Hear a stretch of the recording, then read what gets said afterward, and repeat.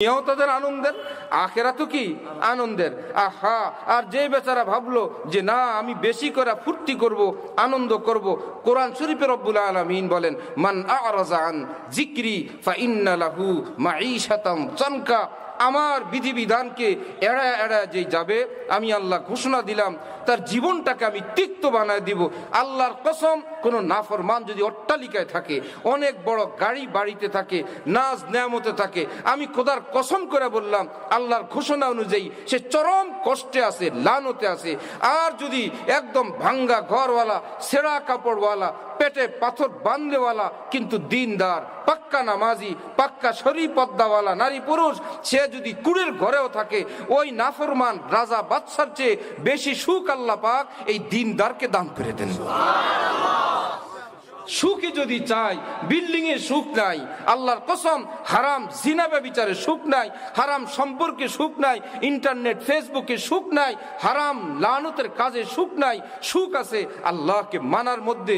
বন্ধু, সুখের জন্য গেলা, দুঃখ বাড়াইলা। হযরত ওয়ালা করাচি রহমতুল্লাহ আলাইহি বলেন, আহা, কেউ মজার জন্য চুলকাইলো। জ্ঞানী মানুষরা বেহুদার মতন এরকম চুলকায় না, জানে চুলকাইলে মজা তো লাগবে, খাল বাকুল উঠলে জ্বলবে দীর্ঘদিন, চামড়া কালো হবে, অনেক বেশি ক্ষত হবে। জ্ঞানীরা এইরকম চুলকায় বাচ্চাদের মতন চামড়া উঠায় না, বলে হালকা ঘষা মজা দিয়ে এই চুলকানির জরুরত পূরণ করে দাও।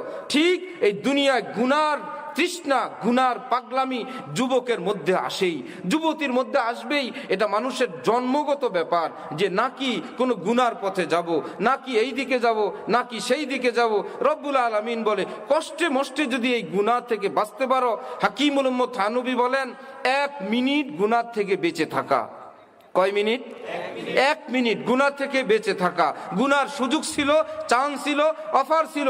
ইচ্ছা করলে আমি ভিন নারীকে দেখতে পারতাম, ইচ্ছা করলে আমি ভিন নারীর সঙ্গে কথা বলতে পারতাম, নারী ভিন পুরুষকে দেখার কথা বলার সুযোগ ছিল, একজনকে ঠক দেওয়ার সুযোগ ছিল, একটা গীবত করার চান্স ছিল, একটু গান শোনার সুযোগ ছিল।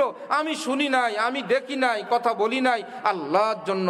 হযরত থানবী, যিনি প্রায় 2000 কিতাবের লেখক, হযরত হাফিজি হুজুর, পীরজি হুজুর, সদর সাহেব হুজুর, মুফতি শফি সাহেব, কারি তৈয়ব সাহেব, এইরকম বিশ্বের সেরা সেরা আলেমদের যিনি পীর ও মুর্শেদ, তিনি বলেন 1 মিনিট গুনাহ থেকে বেঁচে থাকার দাম লক্ষ কোটি তাহাজ্জুদের চাইতে অনেক বড়, অনেক বড়। লক্ষ কোটি তাহাজ্জুদ। মিয়া কে আছে যার লাখ রাকাত তাহাজ্জুদ হয়ে গেছে?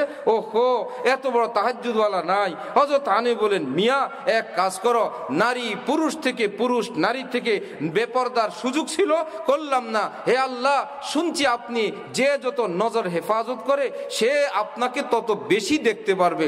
আই হ্যায় খবর পাও মে মেহেন্দি লगी है वहाँ बस खून टपक पड़ा निगहे इंतजार से। আয় আল্লাহ, আপনাকে দেখার জন্য আমি এখন আর এই চোখে গুনার কিছু দেখি না। শুনছি যে যত গুনাহ থেকে বাঁচবে আপনাকে সে তত বেশি দেখতে পারবে। আয় আল্লাহ, আমি আপনাকে দেখার জন্য এই পৃথিবীর থেকে অন্ধ হয়ে গেলাম, আমি আপনাকে দেখব। আল্লাহর কসম, গুনাহগার মুসলমান জান্নাতে গেলে সেও আল্লাহকে দেখবে। আর কোন কামেল আল্লাহওয়ালা, বড় পীর জিলানী কিংবা খাজা মুঈনুদ্দিন চিশতি, তিনি যখন আল্লাহকে দেখবেন, ওই পাপিষ্ঠ মুসলমানের মতো না, এর চেয়ে বহুগুণ বেশি আল্লাহ দেখার তৌফিক দান করবেন। যার চোখের পাওয়ার শেষ হয়ে যায়, 5 পাওয়ারের কোনো চশমা আছে? 10 পাওয়ারের আছে না? চশমা শুরুই হয় 25 থেকে। বোঝা গেল এর আগে এটাকে ধর্তব্য না। কত মানুষ দুনিয়াতে অসুস্থ হয়ে আছে, অসুস্থ কিন্তু শয্যাশায়ী না। তো সুস্থতার মধ্যেও হাজার অসুস্থ আছে, কিন্তু যার পূর্ণ দেহ সুস্থ সে বলে আহা, সব সময় এক রাজার মতো লাগে, পূর্ণ সুস্থ, কোনো রোগ নাই, বালাই নাই, কেমন কেমন লাগে। অন্যরাও দুনিয়াতে চলে ফিরে খায়, সেও চলে ফিরে খায়, দুইয়ের মধ্যে অনেক বেশ কম। একজন গুনাহ করে জীবনটা একদম তছনছ করে ফেলছে, আরেকজন গুনাহ থেকে বেঁচে বেঁচে থাকে। আহা, এই দুইজনের জীবন এক রকম না। উফ কিতনা তারিখ হ্যায় গুনহগার কা আলম। গুনাহগার যে লিপ্ত থাকে দিন আল্লাহ লানতওয়ালা, রাত লানতওয়ালা, ঘর ঝগড়া বিবাদে আযাব গজবে ভরপুর হয়ে আছে, স্ত্রী সন্তান সব বেপথে চলে আসে। সেই লোক জানে যে আমি দুনিয়ার একটা জাহান্নামের মধ্যে দিন কাটাই। আর যে বেচারা জানে আল্লাহ আমাকেও দিনের উপর চলার তৌফিক দেন, স্ত্রী সন্তানরাও দিনদার নামাজওয়ালা, সে বলবে ভাইয়েরা আল্লাহ পাক আমাকে দুনিয়া নামক একটা জান্নাতে রাখছেন। সুবহানাল্লাহ। আল্লাহ পাক আমাদেরকে আল্লাহ দিন বুঝার তৌফিক দান করেন। আমার ভাইয়েরা, দ্বীনের উপর কায়েম থাকা, জান্নাতে যাওয়ার আমার শেখ পীর ও মুর্শেদ হযরত মাওলানা শাহ আব্দুল মতিন সাহেব দামাত বারাকাতুহুম, বহুত বড় বুজুর্গ আলেম, হযরত বলেন দুইটা পথ জান্নাতে যাওয়ার। একটা হলো পূর্ণ তাকওয়ার উপর থাকা, গুনাহ না করা, একদম পাকাপাকি। কিন্তু যেই মানুষ আজকে যার কানে এই কথা শুনলো, যে শুনলো বা জানলেন, তিনি যদি বলেন আমি তো আপনার এই কথা শোনার আগেই জীবনে কোনো দাগ ধাব্বা ফেলে দিছি, আমার জান্নাতের রাস্তা কি?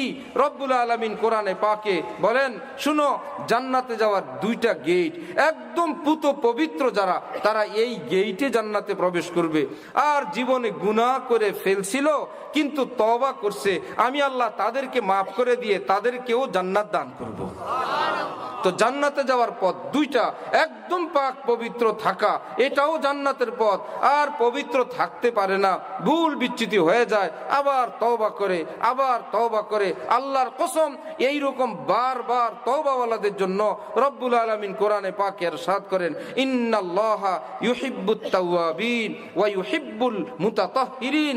হে বারবার তওবা ভঙ্গওয়ালারা, ভাবছো আমি তোমাদের উপর অসন্তুষ্ট কিনা? শুনো, তোমার মা যখন তোমার পেশাব পায়খানা সাফ করে, তিনি কি জানেন না আবার করবা? তিনি নিশ্চিত জানেন, যখন তখন আবার করবে। জানার পরেও কি মা আধা আধা সাফ করেন? একদম ফ্রেশ করে ফেলেন, নাম গন্ধও নাই, একদম খুশবু লাগান, চুমু দেন, মনে হয় আর নিয়ত যখন আবার করবে আমি আবার সাফ করব, আবার করলে আবার সাফ করব। রব্বুল আলামিন বলেন, তুমি যখন গুনাহ থেকে তওবা করো